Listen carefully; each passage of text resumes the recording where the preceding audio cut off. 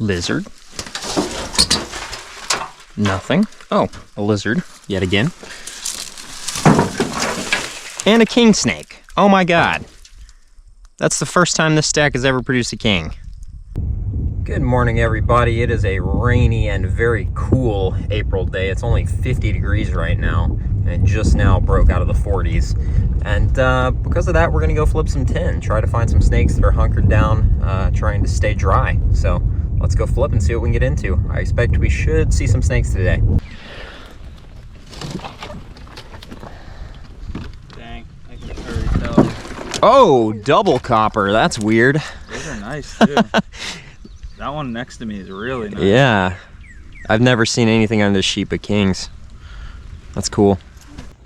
Well, that's a cool flip. Two really cool looking copperheads. That one in the back is dark. That one's a little bit more typical, but it's really pretty. This stuff has just been like worm snake tin so far, but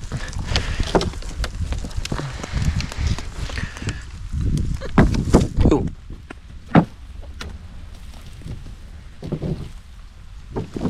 Oh, Scarlet. What? In the What? Oh my gosh. Dude, what? Are you serious? That's ridiculous. Shed. I've never seen a scarlet snake out here. Well, there you go. I don't know why whenever I flip a scarlet, I'd never see it. It happens every time. That's cool. There you go. Shed boy. Yeah. I thought you were f***ing with me. That's so weird. Yeah, that's neat. I kind of assumed these had to be here because of the soil, but I didn't think I'd ever actually flip one. Well, that is not something I was expecting to see under 10 really ever. I mean, they definitely pop up, but in this area of the Piedmont, scarlet snakes are a good find. All right, well, we'll put this little scarlet snake back under the tin. I think this is our first one of the year. Hopefully it won't be the last. Like I said, they are kind of uncommon and definitely a little bit weird and unpredictable, especially locally. Get down to Florida I think we'll probably have a good chance at seeing more, but definitely a nice find and something I wasn't expecting to see under that tin. You can see the solid white belly. That's the easy way to tell these guys apart from Scarlet Kings. The bands do not go onto the belly.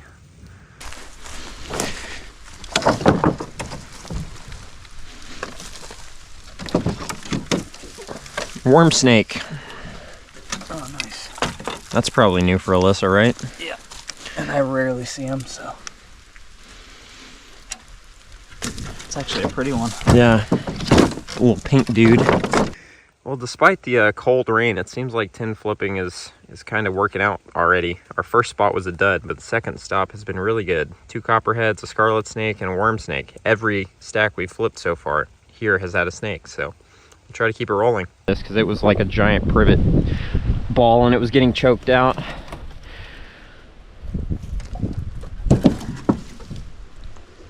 Oh, copperhead. Nice.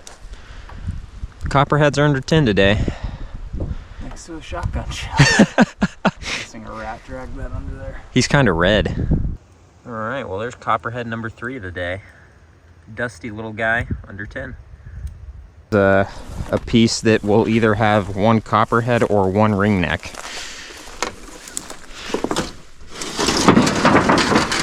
A racer and a ringneck. Incredible. A pond racer. He's swimming. Best mud snake impression, that tail, and did he just swim away? Oh, I still see him. He's fully submerged. I just want to see him swimming.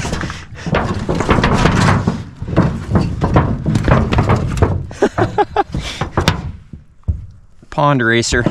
That water is actually warm. Look at that tail. He was about an inch away from having a bad time. Hello. Yeah, I wonder what got him there. No, don't even think about that. We're bros. We're bros. All right, I'll put you back in your pond. It's so weird looking. I found a cane like that had just a ball on the end of his tail earlier this year, and a king snake too. This is a really pretty 5-line. Very common, but nice looking individual. All right, we got a turtle rescue on this fine spring morning. Look at the claws on this dude. The road is no place for a gentleman such as yourself, so I'm going to move you into, well, I guess this guy's front yard, because I don't know where else to put you. Stay out of the pavement. All right, we got another turtle, and this one is very small. Holy cow.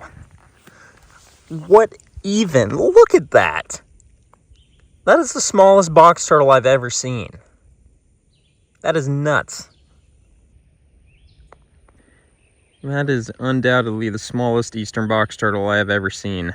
I thought it was going to be a mud turtle or something when I got out of the car, because of just how ridiculously small it is. The old keychain for scale shot. That is seriously crazy. I mean, the smallest box turtle I've ever seen before today, I feel like is twice that size at the very least. So small. And it barely even looks like a box turtle. I mean, the only way I can really tell that that's what it is because of this ridge down the back. Very, very cool. We'll make sure he gets across the road safely, though, and continue with our day. All right. It's a big, scary world out there for a turtle of this size, so we're going to make sure he gets all the way over here to the wood line and just put him down in this nice little carpet of moss and hope that he survives. Best of luck to you, dude. So I've got good news and I've got bad news. The good news is it smells fantastic out here. And the bad news is it's because the privet is blooming. It is kind of crazy that a plant can smell so wonderful and be so horrible for the environment. This is a terrible invasive species that we have here in the southeast. You can see it just completely chokes out meadows. It's really just a real pain in the ass for everybody, especially people who like king snakes, because it tends to grow in places where king snakes like to hang out. But king snakes don't appreciate having the forest floor completely shaded out, as these trees tend to do.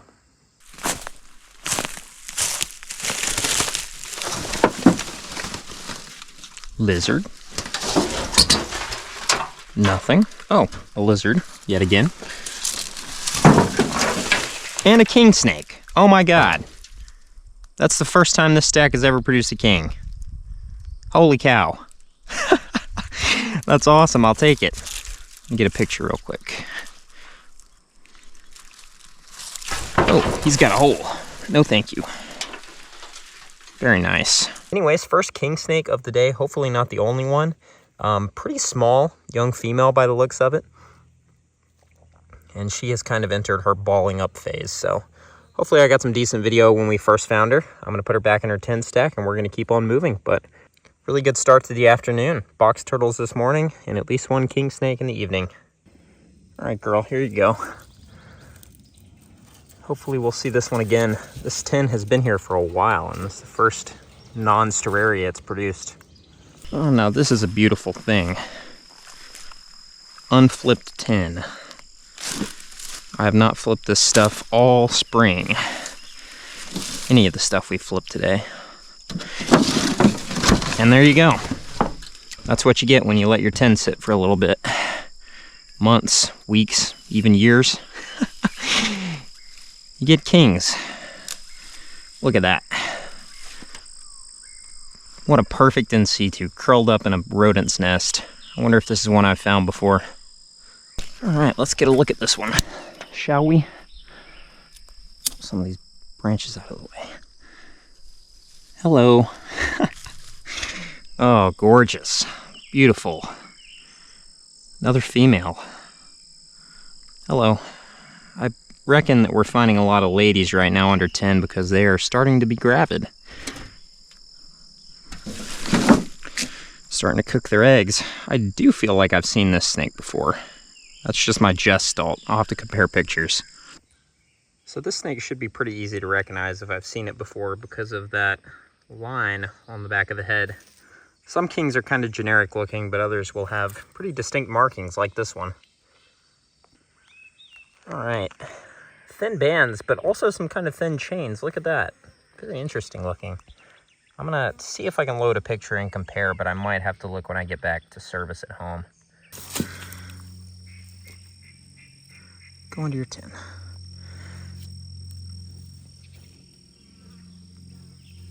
There she goes. Perfect.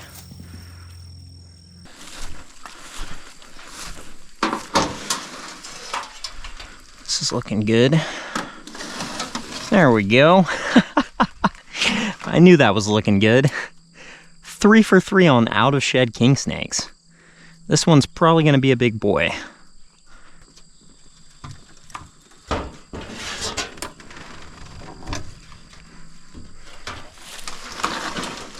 All right, dude. Hello. Hey, big guy. Oh, there's the musk. You didn't have to do that to me, but I understand why you did. That's a pretty recent wound right there. Oh, goodness, he's spewing. I wanted to look at your... Look at that. A bird or something tried to get him.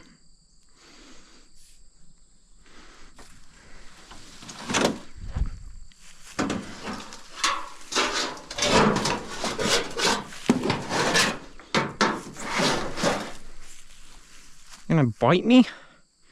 You gonna bite me in the face? Ah, come on, dude. What's in your mouth? Did you get a stick in your mouth trying to bite me? Or is that just... Okay, you're actually a biter. That's kind of surprising. How are you gonna sit? Look at this, is just such a nice snake. Look at that. Gorgeous. Yeah, it's big. We got a lot more tin to flip though, so probably gonna put him back. Look, he's got that same stripe on his tail. All right, here's a little bit of close-up look at this guy, since I don't ever really know how GoPro footage comes out until I put it on my computer and look at it, but nice sized adult male king. And here's a closer look at that wound.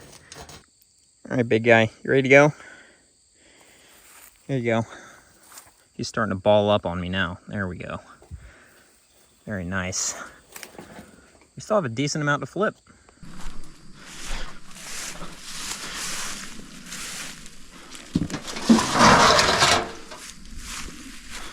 Something's been sitting under this. You can see where it's been sitting in that rodent nest. Let's see if it's under here. Yep, there it is.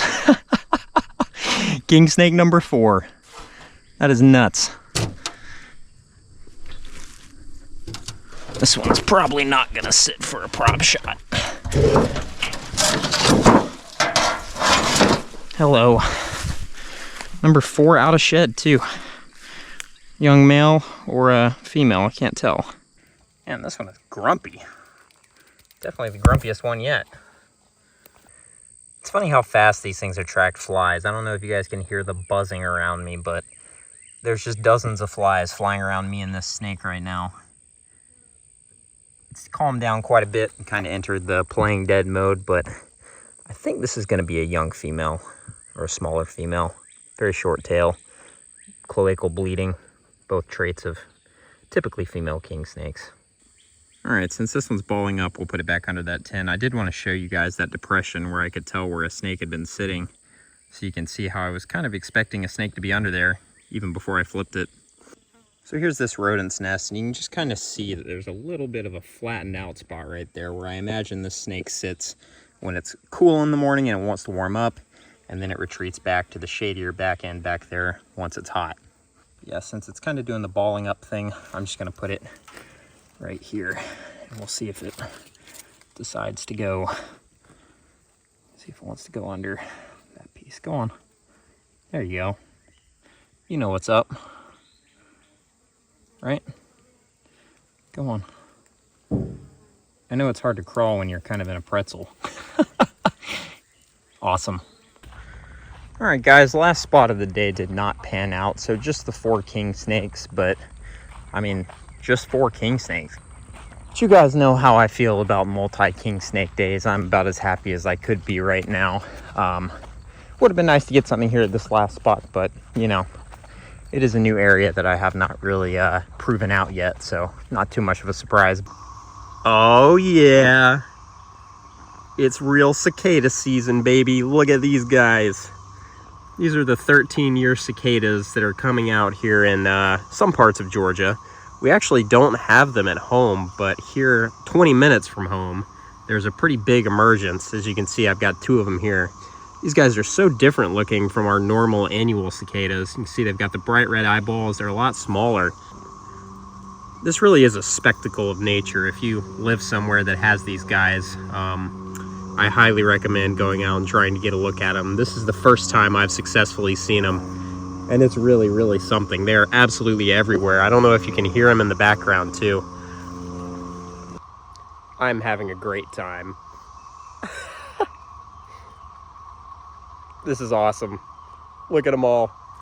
And the really cool thing about these massive cicada emergences is they actually provide a ton of food for all of the other animals in the ecosystem. And it's actually surprisingly relevant to herps too, because things like copperheads have been reported coming out in mass to eat these things. So it would be really cool to see some kind of reptile or amphibian munching on some of these guys. But we're gonna walk around for a little bit, see what kind of cicada action we can find. And maybe we'll see a snake or 2 as well. But if we don't find any snakes, it's just cool to actually see some cicadas and hear them. I don't know how well the audio is gonna come out of them buzzing around us, but this is really, really awesome.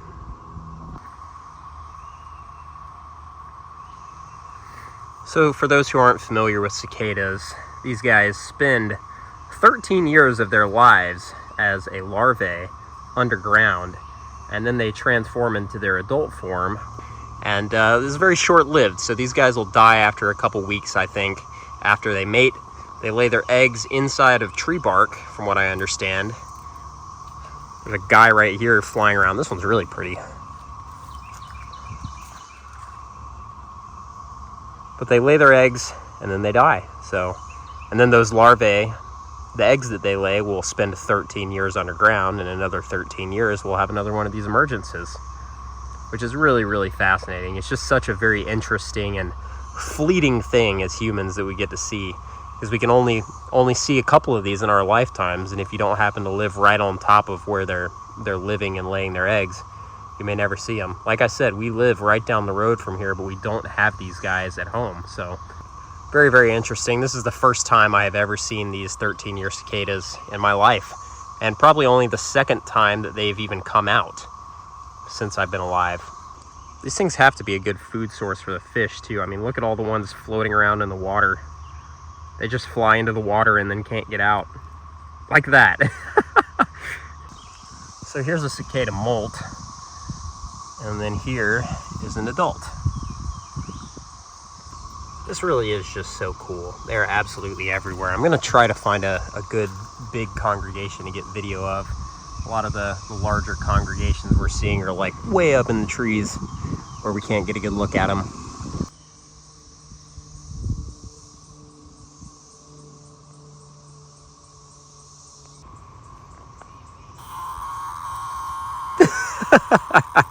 I love that.